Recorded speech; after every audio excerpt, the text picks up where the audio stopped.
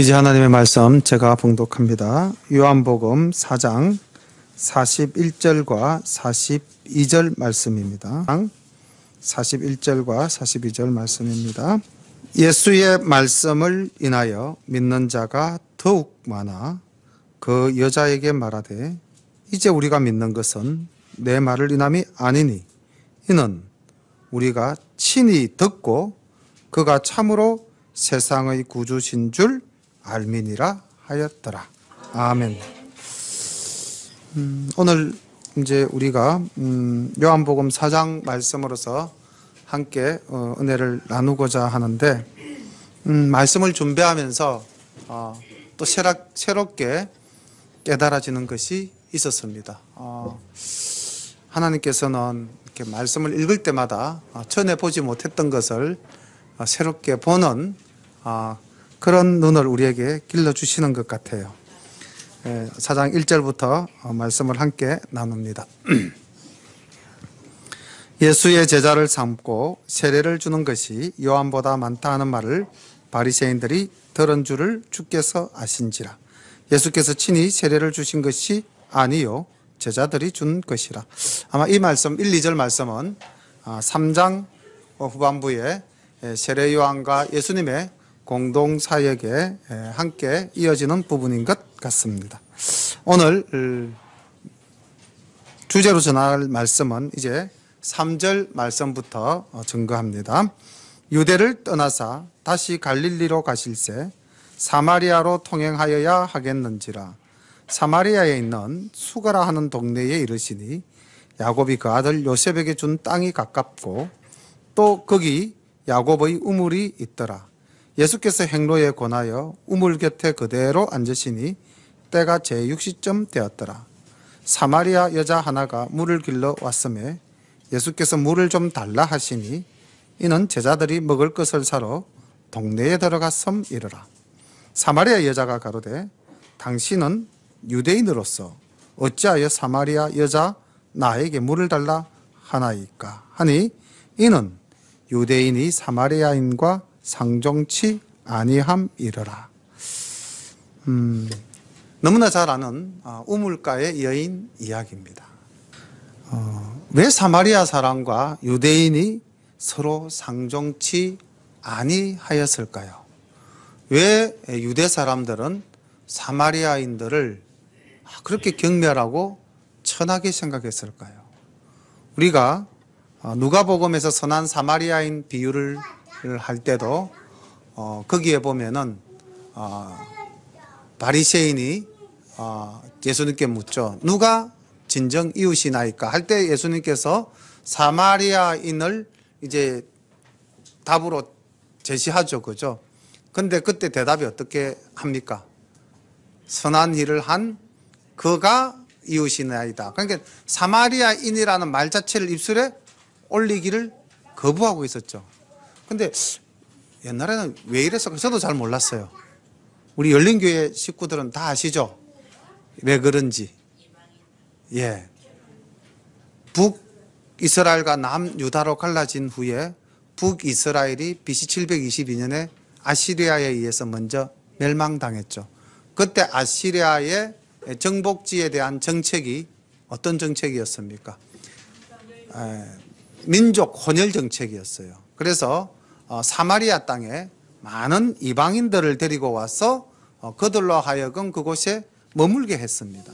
그러니 유대인들이 봤을 때 사마리아인들은 이미 순수한 하나님의 백성이 아니라, 즉 12지파에 속하는 족속이 아니라 이방인으로 그들은 생각하고 이방인은 하나님 나라의 불쏘시개다라는 그들의 고정관념에 의해서 사마리아인을 하나님의 자녀로 인정하지 않았던 것이죠.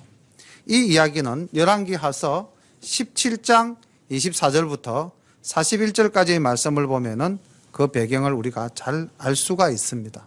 또한 유대 백성들이 바벨론으로 포로로 끌려갔다가 유대로 예루살렘으로 귀환했을 때에 성전을 새로 쌓고 성벽을 새로 쌓는 이야기가 에스라서와 느헤미야서에 나오죠. 그때 성벽을 수축하고 성전을 지을 때에 어떻게 합니까? 그곳에 거하던 사마리아인들이 굉장히 반발을 하고 또 이런 사건도 하나 있었죠. 성전을 쌓을 때 우리도 너희들과 함께 성전을 쌓게 해달라 했을 때 느헤미야가 그것을 거부합니다. 거절하자 그들이 우리도 하나님을 섬기고 싶은데 우리도 너희들과 같은 민족인데 왜 우리는 그 일에 동참하지 못하게 하느냐 했을 때 그때도 너희는 우리와 상관이 없는 존재다. 근데 그렇게 말할 수밖에 없었던 게 에스라나 느헤미야는 하나님을 실히 섬기는 사람들이었잖아요. 그런데 이 사마리아에 있던 종교는 어떤 종교였는가? 사마리아인들이 하나님을 섬겼을까요? 안 섬겼을까요? 사마리아인들도 하나님을 섬겼습니다. 그런데 문제는 자기들의 방식이었다는 거죠. 아까 말씀드렸던 민족 혼혈 정책에 의해서 이주민들이 가지고 온 온갖 이방 신상들을 함께 예배하는 자들이 되어 버렸던 것입니다. 그렇기 때문에 사실은 유대인들이 사마리아인들을 수용할 수가 없는 종교적 순수성을 가지고는 도저히 수용할 수 없는 사람들이었습니다. 그런데 우리가 놀라운 사실을 하나 기억해 보면은 오늘 예수님께서 이 사마리아 땅으로 가셨다는 겁니다. 유대인들은 예루살렘에서 갈릴리 지역으로 갈 때는 그 사마리아 지역을 통과하면은 이 왕의 대로라 해서 곧바로 갈 수가 있었어요. 고지능선을 따라서. 그런데 그렇지 않을 경우에는 다시 여리고 쪽으로 한없이 내려갔다가 한 700m 이상의 고도 차이가 나는데 거기서 이제 요단강을 건너서 베레아 지역으로 해서 갈릴리로 올라가는 다시 말하면 D자 형태로 올라가는 그 길을 선택을 했어요. 왜? 사마리아인과 부딪히지 않으려고. 이게 그 당시 유대인들의 기본적인 생활 습성이었습니다. 그런데 지금 주님께서 갈릴리로 가실 때에 어디를 지나가셨다? 사마리아를 지나가셨다. 저는 이 말씀을 준비하면서 이 속에 참 그 당시 사람들이 주님을 어떻게 만나고 어떻게 받아들였는가 하는 놀라운 사실을 알게 됐습니다.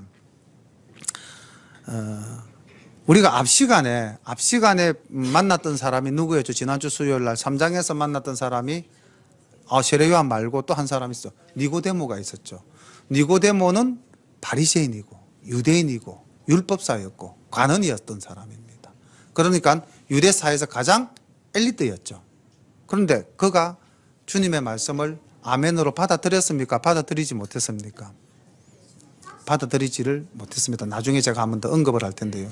그런데 놀라운 사실은 오늘 이 사마리아의 여인은 주님의 말씀을 아멘으로 받아들입니다. 그러니까 우리가 비교해 보면 하늘과 땅이죠. 니고데모와 사마리아 여인을 가만히 한번 비교해 보십시오. 두 사람의 상황이 하늘과 땅입니다. 또 두 사람의 처지를 가지고 본다면은 이 땅에 메시아로 오신 예수님을 누가 더 기쁜 마음으로 영접해야 될까요? 유대인이죠. 유대인의 왕으로 오신 예수님이시니까. 그런데 실상은 어떻게 합니까? 유대인들은 예수님을 배척하잖아요.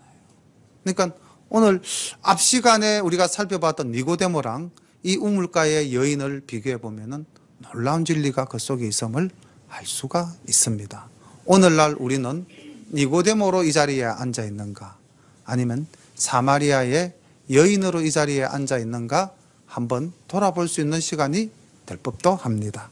계속해서 말씀을 조금 더 보겠습니다. 이렇게 이제 유대인으로서 어찌하여 사마리아 여자인 나에게 물을 달라 하니까 하는 이 여자의 말이 충분히 이해가 될 수 있을 겁니다. 또 하나 예수님이 얼마나 파격적이었냐면요. 사실 유대인들은 유대인 여자라도 길거리에서 즉 사람들이 보는 데선 대화를 나누지 않는 것이 원칙이었습니다. 왜냐하면 이방인도 사실은 뭐 유대인들 입장에서는 사람 취급 안 했지만은 그 당시 유대인들은 여자도 굉장히 낮게 생각하고 공공이 보는 앞에서 대화를 나누는 것은 자기가 그만큼 천해진다고 생각을 했기 때문에 여인과의 대화는 있을 수 없는 상황이었는데 우리 주님께서는 이 천한 사마리아 여인에게 이제 말씀을 하시는 거죠. 먼저 예수님이 말을 걸었어요. 이것도 굉장히 중요한 일입니다. 사마리아 여인이 예수님을 보고 말을 걸은 것이 아니고 예수님이 유대인이 사마리아인에게, 남자가 여자에게, 하나님의 아들이 이 땅의 사람에게 먼저 말을 걸었습니다. 말을 건 이유가 뭘까요? 이 여인을 구원하기 위함이었습니다. 물을 좀 달라, 이렇게 말씀하셨습니다. 10절부터 말씀을 봅니다. 예수께서 대답하여 가라사대 네가 만일 하나님의 선물과 또 내게 물 좀 달라 하는 이가 누구인 줄 알았다면 네가 그에게 구하였을 것이요 그가 생수를 내게 주었으리라. 여자가 가로되 주여 물기를 그릇도 없고 이 우물은 깊은데 어디서 생수를 얻겠삼나이까. 우리 조상 야곱이 이 우물을 우리에게 주었고 또 여기서 자기와 자기 아들들과 짐승이 다 먹었으니 당신이 야곱보다 더 크니까. 자, 이까지 말씀을 보면 이 사마리아 여인이 보십시오. 누구의 후손이라고 자기는 생각하고 있습니까? 야곱의 후손이라고 지금 이야기를 하고 있죠. 그죠? 이 우물도 야곱이 팠고 그 판 우물을 야곱과 그의 자식들이 마셨다. 그의 짐승들도 마셨다. 그 우물을 우리가 마시고 있고 우리는 그 야곱의 후손들이다라는 생각을 가지고 있었습니다. 그리고 나서 자기가 알고 있는 야곱, 아브라함과 이삭과 야곱의 하나님 할 때 그 야곱이 판 우물이 이 물인데 주님께서는 뭐라고 이야기했습니까? 만약 네가 나를 알았더라면은 너는 나에게 무엇을 요구하였을 것이다? 생수를 달라고 하였을 것이다. 내가 생수를 너에게 주었을 것이다. 자, 그러니까 지금 주님이 물 좀 달라라고 이제 말을 걸어서 그 말씀이 점점 발전되어져 가고 있는 상황으로 우리가 볼 수가 있죠. 눈에 보이는 현상학적인 물을 가지고 주님은 말씀을 시작해서 지금 어디로 발전시켰냐면은 생수로까지 이제 발전을 시켰습니다. 이 생수는 무엇입니까? 한 번 마시면 영원히 목마르지 않는 영생의 샘물입니다. 구원의 샘물입니다. 그러니까 10절에 예수께서 대답하여 가라사대 네가 만일 하나님의 선물과 또 네가 물 좀 달라 하는 사람, 그 사람이 누구인 줄 알았더라면은 네가 그 사람에게 구하였을 것이고 그 사람이 생수를 주었을 것이다. 지금 예수님 자체를 나라고 하지 않고 그라고 지금 말씀을 받으셨어요. 지금 그런데 이 여인은 그 생수의 의미를 정확하게 파악을 하고 있습니까? 못하고 있습니까? 못하고 있죠. 여전히 물 이야기를 하고 있습니다. 생수? 그럼 떠놓은 물이 아니고 샘에서 바로 떠올린 물? 그렇게 해석을 하고 있죠. 근데 나는 지금 물기는 도구도 없고 이 물은 깊은데 어떻게 내가 방금 우물에서 솟아난 생수를 당신에게 드릴 수가 있겠습니까? 또 당신이 어떻게 그 생수를 떠서 나에게 줄 수가 있겠습니까? 여자는 여전히 현상학적인 물 이야기를 하고 있고요. 예수님은 진리를 말씀하고 있습니다. 오늘날 우리가 이 땅에서 살아가면서 우리가 이 여인처럼 현상학적인 것에 빠져서 진리를 못 알아듣는 경우가 혹시 없지는 않을까요? 예. 자, 어쨌든 주님께서는 이 여인을 구원하기 위해서 이제 생수 이야기를 하였습니다. 내가 주는 물을 먹는 자는 영원히 목마르지 아니하리니 나의 주는 물은 그 속에서 영생하도록 솟아나는 샘물이 되리라. 그러니까 여자가 뭔가 느낌이 달라짐을 알았어요. 15절에 이렇게 16절에 여자 15절에 이렇게 이야기하죠. 여자가 가로되 주여 이런 물을 내게 주사 목마르지도 않고 또 여기 물길로 오지도 않게 하옵소서. 자, 이 15절에 뭔가 이 생수라는 것이 자기들이 우물에서 떠는 물과는 다른 물인 것을 알았는데 그래도 여전히 그 물이 어떤 물인 걸로 생각하고 있습니까? 내가 다시 이 우물가에 떨어오지 않도록 하는 물이라고 하니까 여전히 현상학적인 물로서 생각하고 있습니다. 하나님의 진리의 말씀이 아니라 뭔가 우리가 살아가면서 접할 수 있는 그런 물로 생각을 하고 있죠.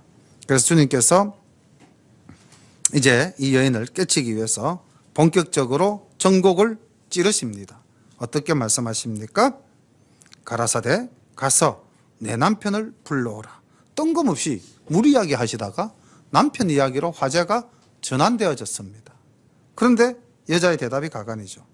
여자가 대답하여 가로되 나는 남편이 없나이다. 예수께서 가라사대 네가 남편이 없다 하는 말이 옳도다. 네가 남편이 5이나 있었으나 지금 있는 자는 내 남편이 아니니 내 말이 참되도다. 이 여자가 예수님을 전에 만난 적이 있어요, 없어요? 예수님이 자기 집에 와본 적 있어요, 없어요? 없는데 지금 자기가 살아온 삶을 주님께서 말씀하시는 겁니다. 그러니까 여인이 이렇게 대답합니다. 여자가 가로되 주여 내가 보니 선지자로소이다. 자, 저도 말씀을 아무 의식하지 않고 읽으면은 지금 이 예수님과 이 여인과의 오고 가는 대화 속에서 우리가 새롭게 발견할 것이 없습니다. 그런데 곰곰 다시 생각해 보면은 이 여자의 말이 점점 달라지고 있다는 것을 느낄 수가 있는데, 우리 송경재 좀 고개를 끄덕거리셨어요. 정답을 한번 찾아볼까요? 뭐가 달라지고 있어요? 주여. 전도사님이 지금 뒤에서 또, 우리 장로님이나 전도사님이나, 정말 100점이신데, 정말 페이퍼를 잘 제공해 주십니다. 자, 가만히 보면은, 첫 번째 만났을 때에 주님을 부르는 호칭이 뭐였습니까? 당신이라고 불렀어요. 당신. 도대체, 당신은 유대인인데 할 때, 당신. 그냥, 평범한 사람, 나그네로 본 거죠. 당신. 그러다가 뭔가 주님이 말씀을 딱 하니까 말의 느낌이 다르죠. 그죠? 그래서 곧 11절에 보니까 뭐라고 그랬습니까? 생수 이야기가 나오니까 이분은 뭔가 나와는 다른 물에 대한 개념을 가지고 계셔. 그럼 주여라고 그랬습니다. 이때 주여는 그 옛날 우리가 구약에서도 보면은 사례가 아브라함을 보고 주여라고 불렀죠. 그죠? 보통의 상대를 높여서 부르는 호칭 정도로 생각을 하시면 됩니다. 이제 뭔가 존경심을 가지고 예수님을 당신이라는 일반 명칭에서 주여라는 존칭으로 바꾼 겁니다. 바꾸고 그 다음에 이제 뭐로 또 바뀌었습니까? 조금 전에 선지자로 본 거예요. 선지자. 당신은 나의 과거를 다 알고 계시는 분이시군요. 당신은 뭔가 우리가 모르는 진리를 깨치신 분이군요. 이제 뭔가 경외감을 갖기 시작한 겁니다. 그래서 당신은 선지자로서이다. 우리 조상들은 이 산에서 예배하였는데 당신의 말은 예배할 곳이 예루살렘에 있다 하더이다. 예수께서 가라사대 여자여 내 말을 믿어라. 이 산에서도 말고 예루살렘에서도 말고 너희가 아버지께 예배할 때가 이르리라. 너희는 알지 못하는 것을 예배하고 우리는 아는 것을 예배하노니 이는 구원이 유대인에게서 남이니라. 아버지께 참으로 예배하는 자들은 신령과 진정으로 예배할 때가 오나니 곧 이때라. 아버지께서는 이렇게 자기에게 예배하는 자들을 찾으시느니라. 하나님은 영이시니 예배하는 자가 신령과 진정으로 예배할지니라. 여자가 가로되 메시아 곧 그리스도라 하는 이가 오신 줄을 내가 아노니 그가 오시면 모든 것을 우리에게 고하시리라. 고하시리이다. 예수께서 이르시되 네가 말하는 내가 그로라 하시니라. 아멘. 자, 지금 이제 물 이야기 하다가 이제 어떤 이야기로 화제가 전환되어졌습니까? 예배, 신앙의 본질에 대해서 이야기하고 있습니다. 그러니까 사마리아인들이 가지고 있었던 그 믿음, 하나님을 예배한다는 그 예배는 온전한 예배다, 잘못된 예배다? 잘못된 예배라는 것을 이야기하고 있어요. 여기 보면 자기들도 예배했다고, 하나님께 예배 드렸다고 이야기하고 있습니다. 보십시오. 20절에 우리 조상들은 이 산에서 예배하였다. 어느 산? 거리심산에서. 거리심산에서 누구에게 예배했느냐? 우리도 하나님께 예배 드렸다는 거죠. 우리도 여호와를 섬기는 믿음을 가지고 있는데 유대인들 당신들은 예루살렘 성전에서 예배한다고 하더라.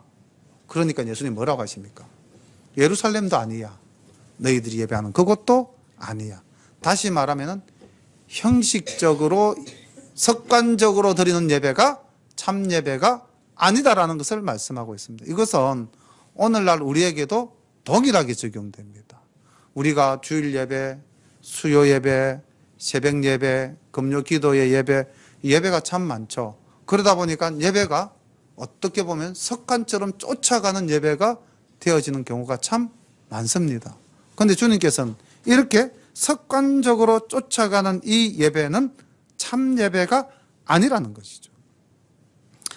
21절에 예수님께서 이렇게 말씀하셨습니다. 여자여 내 말을 믿어라. 예수님께서 그 누구 보고도 내 말을 믿어라라고 표현하신 적은 거의 없으셨어요. 그런데 지금 이 사마리아 여인에게는 내 말을 믿어라. 그리고 그 내용이 뭡니까? 하나님께 예배할 때가 있고 하나님이 예배하는 자를 찾으시는 때가 있다. 그때 드려야 하는 예배는 어떤 예배다? 신령과 진정으로 예배해야 한다는 것입니다. 우리의 예배가 참으로 신령과 진정으로 드리는 예배인가? 신령이라는 말은 헬라어로 퍼뉴마, 영적으로 드리는 예배. 하나님이 영이시니 우리가 그 영이신 하나님을 우리의 온 영을 다하여, 다시 말하면은 우리의 몸과 마음, 정신, 전 인격적으로 하나님께 예배드려야 한다는 것을 이야기하고 있는 것입니다. 그리고 진정은 진리의 말씀 안에서, 그러니까 우리가 하나님께 예배드릴 때는 형식적이고 습관적인 예배당에 모여서 하나님께 예배드린 이 예배가 아니라 정말로 우리가 온몸과 마음과 정신을 다 하나님과 교감하는 그러한 상태로 온전한 예배를 드려야 된다는 것이죠. 그리고 그 예배의 본질은 무엇을? 하나님의 말씀을 사모하는 그러한 자세로 온전한 예배를 드려야 한다는 것을 주님은 강조하고 있는 것입니다. 그러니 이스라엘 백성들이 드렸던 예배도 어떻습니까? 정말 하나님과 온전히 인격적으로 만나는 그런 예배였습니까? 아니면은 동물의 피를 뿌리는 형식적인 예배였습니까? 형식적인 예배였죠. 그저 성전의 마당만 밟을 뿐이다. 나는 너희들의 재물에 질렸다. 그렇게 말씀하셨던 그 하나님의 심정을 주님께서는 이렇게 표현하고 계시는 것입니다. 그리고 사마리아인들이 섬기는 왜곡되어진, 겉으로는 여호와를 섬기는 신앙이라고 하지만 속으로는 완전히 변하여 버린, 어떻게 본다면 오늘날 교회도 겉으로는 하나님을 섬기는 것처럼 보여도 실상은 이 사회의 한 모습과 닮아가지 않았나. 이런 말씀을 감히 드릴 수 있는 처지가 될는지 안 될는지도 모르지만은 대형 교회는 마치 주식회사와 같다. 커다란 기업과 같다. 조직이나 운영하는 형태나 이 모든 것들이 그렇게 사회인들이 이야기 많이 합니다. 사회인들이, 안 믿는 사람들이 교회를 향해서 그렇게 말한다면은 결국 교회는 이 사회를 향하여 빛과 소금의 역할을 못하고 있다는 이야기일 수도 있죠. 예수님이 오늘 우리와 함께 이 자리에 계신다면 우리의 예배에 대해서 어떻게 말씀하실까요? 이 우물가의 여인들이 드리는, 이 사마리아인들이 드리는 예배와 같은 예배라고 말씀하지 않았을까요? 아니면 예루살렘 성전에서 형식적으로 예배드리는 그들과 같다고 말씀하지는 않으실까요?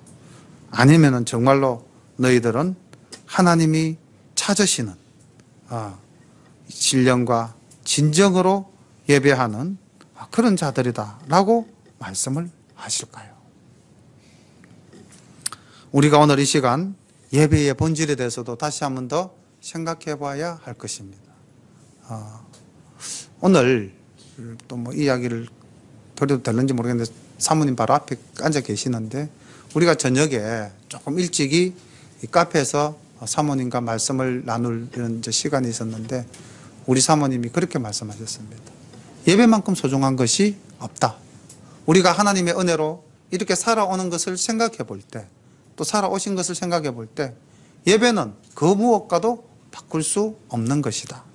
그러시면서 오늘은 몸이 아파서 내가 교회에 갈 수 있을까 이렇게 걱정하고 있었는데 알고 보니 내 몸이 벌써 교회에 와 계시더라 하는 말씀도 하셨습니다.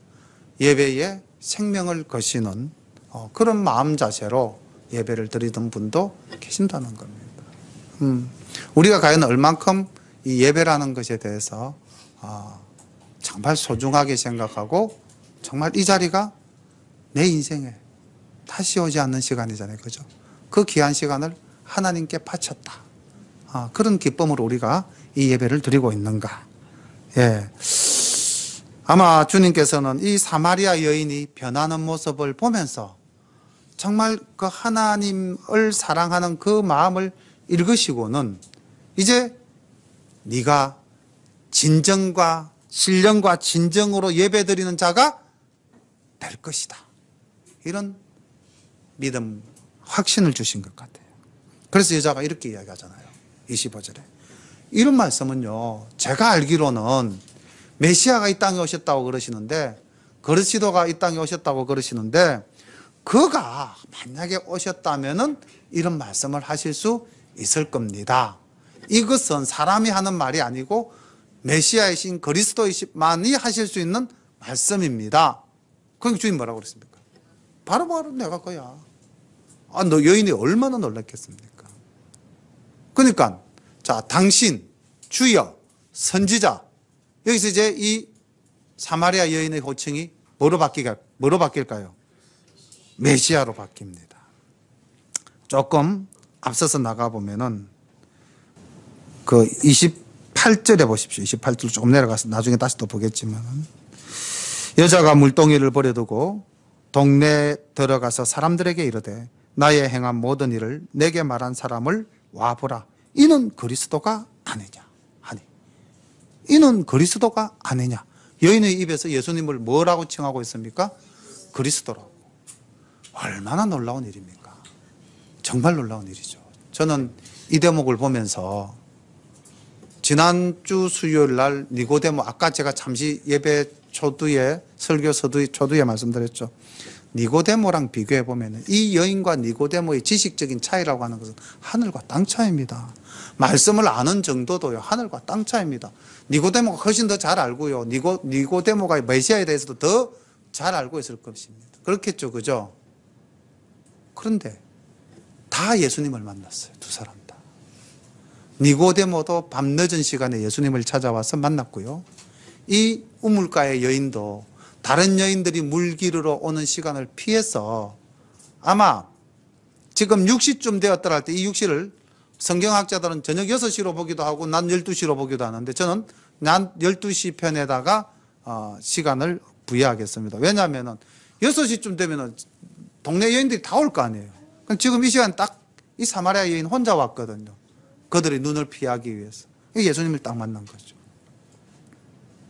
뭔가 결점이 많은 여인이지 않습니까? 어쨌든 두 사람 다 은밀한 시간에 예수님을 만났어요. 그리고 예수님과 이렇게 대화를 통해서 진리를 말씀하십니다. 니고데모에게는 중생에 대해서 말씀하셨죠. 네가 거듭나야만이 네가 하나님 나라에 갈 수가 있다. 하나님을 볼 수 있다. 이렇게 주님 말씀하셨는데 니고데모가 어떻게 해요? 내가 다시 어머니 태에 들어갔다가 나와야 됩니까? 이제 이렇게 주님의 말씀을 전혀 알아듣지 못했어요. 그런데 이 여인은 이렇게 말씀하시는 분은 내가 알기로는 메시아 그리스도가 오시면 이 말씀하실 수 있습니다. 그런데 당신이 말씀하시는 게 참 메시아랑 비슷하군요. 아마 이렇게 어미전달이 안 됐겠습니까? 그러니까 주님 뭐라고 해요? 그래, 내가 바로 메시아야. 이렇게 이제 말씀을 해 주신 거죠. 여인이 벌써 주님의 말씀을 깨달았다는 거죠. 다시 말씀드리면 말씀을 깨닫는 데는 빈부귀천의 차이가 없다는 겁니다. 누가 더 주님을 사모하느냐, 누가 더 열린 마음으로 주님을 바라보는가? 우리가 가진 것이 많으면 비우기가 참 힘들죠. 제 자신도 좀 그런 것 같아요. 예. 내가 뭐 대학을 나왔는데, 내가 무슨 직업을 가졌는데, 내가 얼마나 돈이 많은데, 내가 사회적 신분이 어떤데, 이런 걸 많이 가진 사람은 자기를 못 비우는 거예요. 못 비우니까 말씀이 들어올 틈이 없는 거예요. 니고데모가 그러지 않았을까요? 가진 것이 많다 보니까 자기가 가진 것을 가지고 주님을 판단하지 않았을까요? 그래서 그가 주님의 말씀을 들어도 주님을 보아도 듣지도 보지도 믿지도 못하는 존재가 되어버렸던 거죠. 우리가 지난 시간 살펴봤던 요한복음 3장 10절과 11절 12절 말씀을 보면 예수님께서 니고데모에게 이렇게 말씀하시는 부분을 찾아볼 수 있습니다. 예수께서 가라사대 너는 이스라엘의 선생으로서 이런 일을 알지 못하느냐? 진실로 진실로 내게 이르노니 우리 아는 것을 말하고 본 것을 증거하노라. 그러나 너희가 우리 증거를 받지 아니하는도다. 내가 땅의 일을 말하여도 너희가 믿지 아니하거든. 하물며 하늘의 일을 말하면 어떻게 믿겠느냐. 그러니까 지금 이 사람은 믿지도 않고요, 증거하시는 말씀을 듣지도 받지도 않고요, 보지도 않는 겁니다. 예수님 하시는 말씀을 받아들이고 사는 전혀 마음의 준비가 안 되어 있다는 거죠. 왜요? 자기가 가진 것이 많았기 때문입니다. 그런데 사마리아 여인은 한번 생각해 보십시오. 아무것도 가진 게 없는 여자잖아요. 가진 게 있다면 뭐밖에 없습니까? 죄밖에 없죠. 남편을 5이나 갈아치운 음란한 죄밖에 없는 여자입니다. 그런데 주님께서 바로 그 여인에게 너는 음란한 여자였다라고 말씀하셨잖아요. 네 남편이 5이었잖아요. 지금에는 남자도 네 남편이 아니지 않는, 단지 네가 지금 그냥 사는 남자 아니냐. 여자가 자기의 모든 것이 다 드러나 버렸잖아요. 얼마나 부끄럽고 수치스러웠겠습니까? 그런데 그 가운데 이 여자는 뭐라고 그럽니까? 당신이 나를 그렇게 알고 말씀하시는 걸 보니 당신은 누구시다? 선지자시다. 이렇게 신앙을 고백해 버렸잖아요. 우리가 그렇게 표현하기가 쉬울까요? 쉽지 않을 겁니다. 그래서 우리 마태복음 5장에 주님께서 말씀하셨잖아요. 심령이 가난한 자는 복이 있나니 천국이 저희 것이라. 이 여자는 심령이 가난한 자예요. 가진 게 없는 여자였어요. 가진 게 많은 사람은 심령이 가난할 수가 없죠. 교만으로 가득 차 있을 겁니다. 그런데 이 여인은 가난한 자였습니다. 자기의 죄를 지적하자마자 바로 회개했을 겁니다. 그랬기 때문에 당신은 그리스도이신 줄로 내가 이제 믿겠습니다 라고 고백하고 있는 거예요. 그리고 놀라운 거 아닙니까? 29절에 가니까 이렇게 말씀하고 있죠. 여자가 나의 행한 모든 일을 내게 말한 사람. 그러니까 지금 이 여자가 동네에 들어가서 주님을 증거하는데 뭐라고 증거를 하냐면요, 자기 죄를 다 까발리면서 이야기하는 거예요. 나의 한 모든 일을 내게 말한 사람, 그 사람을 와보라. 이 와보라라는 말을 어디서 들었던 말씀이 생각나지 않습니까? 와보라. 요한복음 우리 1장 할 때요, 빌립이 나다나엘을 찾아갔지 않습니까? 그 나다나엘이 무화과나무 아래서 이제 말씀을 읽고 있었잖아요. 그죠? 사실 나다나엘도 보면 참으로 뭔가 고고한 인품에 뭔가 가진 것이 많은 사람이었죠. 그래서 빌립이 야, 내가 그리스도를 메시아를 만났다 그러니까 야, 나사렛에서 무슨 선한 것이 나겠느냐. 야, 여기 말씀보에 보면은 나사렛 나자도 없어야 이렇게 했잖아요. 그때 빌립이 뭐라고 그랬습니까? 와보라 그랬어요. 근데 지금 이 사마리아 여인의 수준이 누구 수준까지 가 있는 겁니까? 빌립 수준까지 가 있는 겁니다. 대단한 믿음이죠. 그죠? 놀라울 정도의 믿음의 변화를 보이고 있는 여자였습니다. 잘못된 신앙에 젖어 있던 이 여인이 예수님을 만나자마자 바로 회개하고 주님을 온전히 섬기는, 누구보다도 더 주님을 온전히 섬기는 자가 되었을 뿐만이 아니라 이제는 뭐라고 합니까?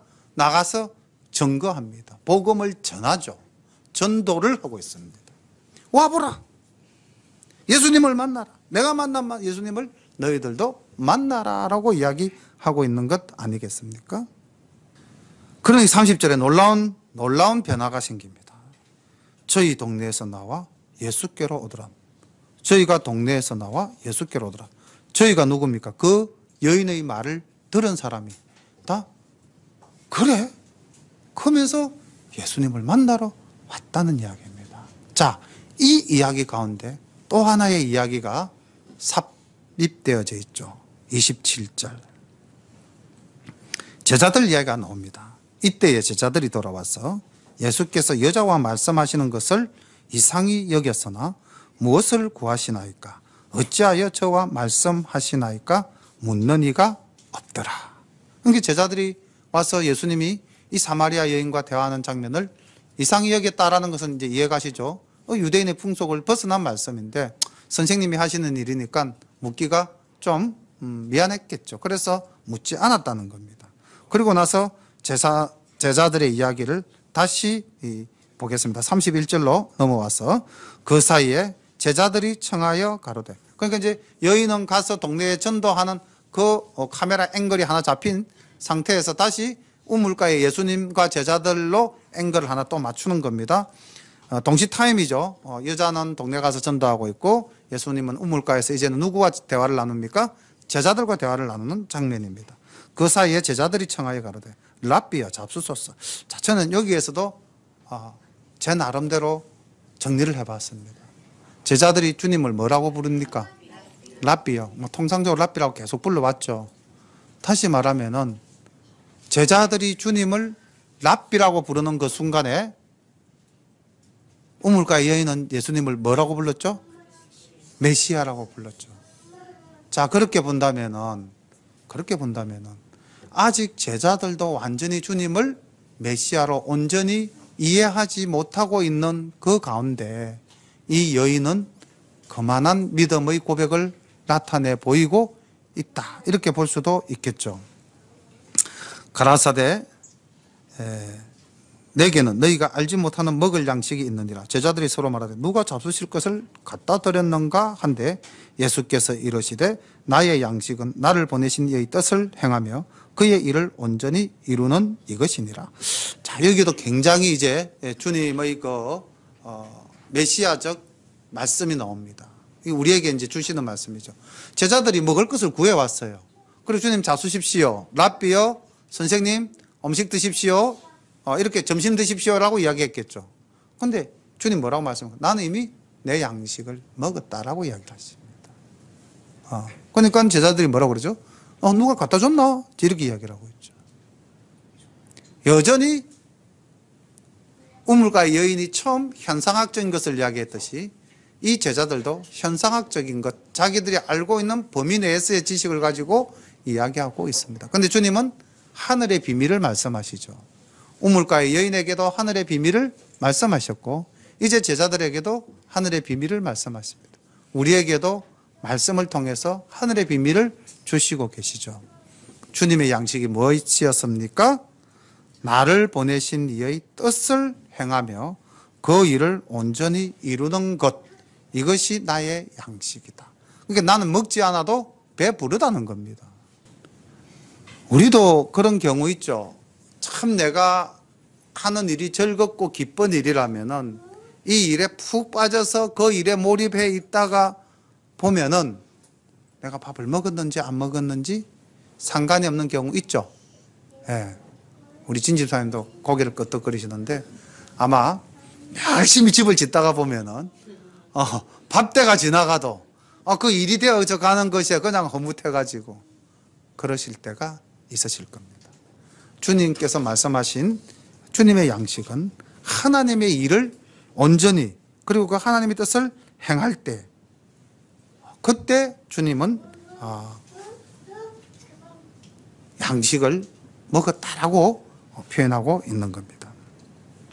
35절 너희가 넉 달이 지나야 추수할 때가 이르겠다 하지 아니하느냐 내가 너희에게 이르노니 눈을 들어 밭을 보라. 휘어져 추수하게 되었도다.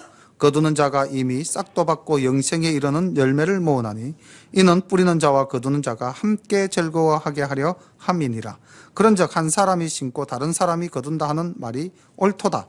내가 너희로 노력지 아니한 것을 거두러 보내었노니 다른 사람들은 노력하였고 너희는 그들의 노력한 것에 참여하였느니라. 그러니까 지금 주님이 이 말씀도 상당히 좀 어려운 말씀인데 제자와 주님이 바라보는 관점의 차이가 있다는 것을 우리가 생각한다면 이 말씀은 너희들은 추수할 때가 넉 달 남았다라고 말하지 않았느냐라고 하는 것은 뭡니까? 실질적으로 이 땅에 곡식을 거둘 때가 넉 달 좀 남았다 이렇게 말씀을 하신 거고 주님께서는 뭐라고 말씀하십니까? 눈을 들어 밭을 봐라 휘어져 추수하게 되었도다 하는 말씀은 실질적인 이 땅의 곡물이 무르익은 밭을 이야기하는 것이 아니라 하나님의 말씀을 증거하고 하나님의 품에 품어야 될 백성들을 이야기하고 있는 것이죠. 그리고 지금 그 일을 누가 먼저 하고 있습니까? 주님께서 먼저 하고 계시잖아요. 내가 하나님이 이 땅에 나를 보낸 뜻을 온전히 이루는 그 일을 주님이 하셨다는 겁니다. 그러니 너희들은 수고하지 않아도 내가 이미 한 그 일을 나의 그 일함에 주님이 먼저 일하시는 그 일하심에 힘입어서 너희들은 영적 추수에 힘써라. 이제 그 말씀을 당부하고 계시는 것이라고 봐야 되겠죠. 이 일은 제자들에게 이루어집니다. 언제 이루어질까요? 주님께서 성천하시면서 제자들에게 말씀하셨죠. 자, 성령이 너희에게 임하면 너희가 권능을 받아 유대와 사마리아와 땅끝까지 이르러 내 증인이 되리라. 어디가 들어갔죠? 사마리아 들어갔죠. 그죠? 그리고 사도행전에 보면은 서대반이 순교하는 그 시점에 유대인들의 그 하나님 믿는 백성에 대한 극심한 탄압이 이루어지자 사도를 제외한 사람들이 다 흩어졌다. 디아스포라가 됐다는 이야기가 나오죠. 그리고 그때 누가? 빌립이 사마리아에 가서 놀라운 능력으로 복음을 전가하니 사마리아인들이 예수님의 품으로 돌아오는 역사가 사도행전 8장 5절부터 25절에 기록되어져 있습니다.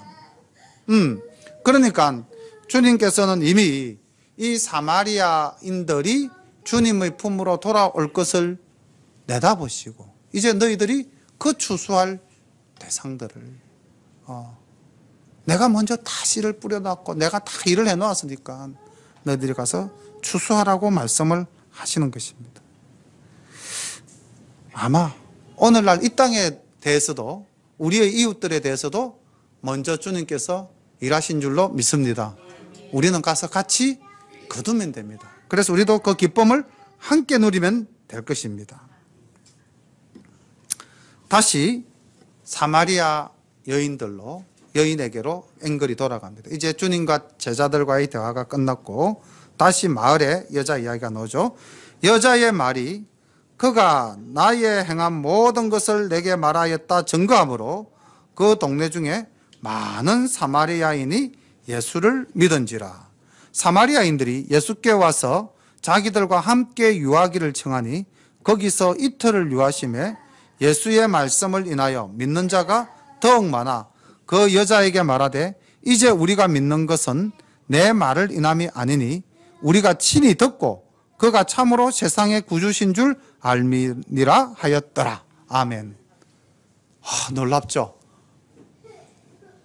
제가 여기서도 아까 우리 니고데모랑 사마리아 여인을 비교했듯이 지금 여기서도 보면 사마리아인들하고요 유대인들을 비교해 보면은 주님이 어디서 말씀을 더 많이 전가하셨습니까?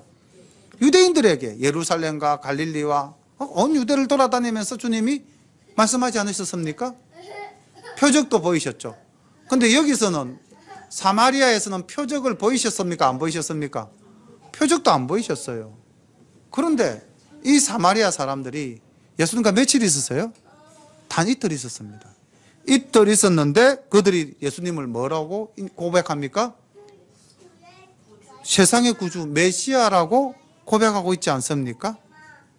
놀라운 은혜가 이 사마리아 땅에 임했던 겁니다. 사마리아인들이 자신의 천한과 자신의 부족함을 그대로 주님 앞에 내놓고 고백했기 때문에 그들의 마음속에 하나님의 말씀이 살아 역사하셨던 것입니다. 오늘날도 우리가 정말 내 자신을 내어놓고 고백할 때에 하나님의 은혜가 임하실 줄로 믿습니다. 또 이 자리에서 이런 말씀 드리면 어떨런지 모르는데 오늘 저녁에 식사하면서 신건사님이랑 잠깐 이야기를 나눴어요. 근데 이렇게 말씀을 하시더라고요. 옛날에는 모든 것이 내 계획대로 치밀하게 이루어져야만 마음이 편안했다. 그런데 이제 말씀을 받아들이고 이제 우리 새가족 교육을 다 마치지 않으셨습니까? 그 공부를 하면서 내려놓기 연습을 많이 하셨대요. 그래서 그만큼 내려놓은 만큼 편안해지셨다라고 말씀을 하시더라고요. 이런 일이 신건사님 뿐이겠습니까? 많은 분들이 우리 문전도사님이나 진윤식 집사님이나 송경자 집사님이나 다 이렇게 다 내려놓을 때, 비울 때, 내가 겸손해질 때, 그때 하나님의 은혜가 우리에게 임하시는 줄로 믿습니다. 오늘은 여기까지만 준비를 했습니다. 43절 이후에 병을 치유하는 역사 이야기는 5장 내용과 궤를 같이 하기 때문에 다음 주 수요일 날 말씀을 함께 나누도록 하겠습니다. 오늘 사실은 제가 찬양을 하나 부르고 기도를 하려고 했어요. 우리가 너무나 잘 아는 우물가의 여인처럼 난구했네 헛되고 헛된 것들을, 참 우리 추억의 찬양인데 반주자가 이게 지금 가능할지 안 할지 자신이 안 써서 감히 청할 수가 가능하겠습니까? 예. 여기 185장에 있습니다. 우리 뒤에 185장 펴시면은 찬양의 셈 보면 있는데 1절만, 우리 가사 다 아니까 그냥 책 보지 말고 우리 185장 좀 어렵겠다고 말씀을 하고 계십니다. 그럼 우리 무반주로 한번 이 찬양을 우물가의 여인의 마음으로 우리가 이제 마음을 겸손하게 주님 앞에 내려놓고 함께 찬양 드려보겠습니다. 우물가의 여인처럼 난구했네 헛되고 헛된 것들을, 그때 주님 하신 말씀 내 곁에 와서 샘수를 마셔라. 오 주님 채우소서. 나의 손을 높이 듭니다. 하늘 양식 내게 채워주소서. 넘치도록 채워주소서. 아멘. 우리 이 우물가의 여인처럼 이제 손을 들고 우리의 모든 것을 비우고 내려놓고 오직 하나님 은혜만을 간구합니다. 우리를 채워주옵소서. 오늘 주신 말씀 들고 우리 다 함께 기도드리겠습니다. 참 좋으신 우리 아버지 하나님, 은혜를 감사합니다. 오늘 우물가의 여인처럼 우리가 참으로 주님을 만나는 귀한 역사가 이 시간 일어나게 인도하여 주옵소서. 하나님, 우리 아버지, 우리가 이 땅에 살면서 우리가 가진 것, 일시적인 것, 단지 우리의 현실적인 아버지 욕구만을 채워주는 이런 것들을 우리가 내려놓지 못함을 용서하여 주옵소서. 아버지 하나님, 내 남편이 다섯이었지 않느냐. 아버지 하나님, 우리가 그렇게 살았습니다. 많은 것들로 우리의 가슴 속에 채우고 있었습니다. 이제 내려놓고 참으로 주님 가난한 심령으로 주님 주시는 생수를 마시는 저희들 될 수 있도록 인도하여 주시옵소서. 영원히 목마르지 않는 저희들 되게 인도하여 주옵소서. 하나님, 하늘의 양식으로 우리를 먹여 주시옵소서. 하나님, 은혜 가운데서 온전히 영광 돌리기를 원합니다. 오 주여 함께하여 주시옵소서. 예수님의 이름으로 감사하며 기도드리옵나이다. 아멘.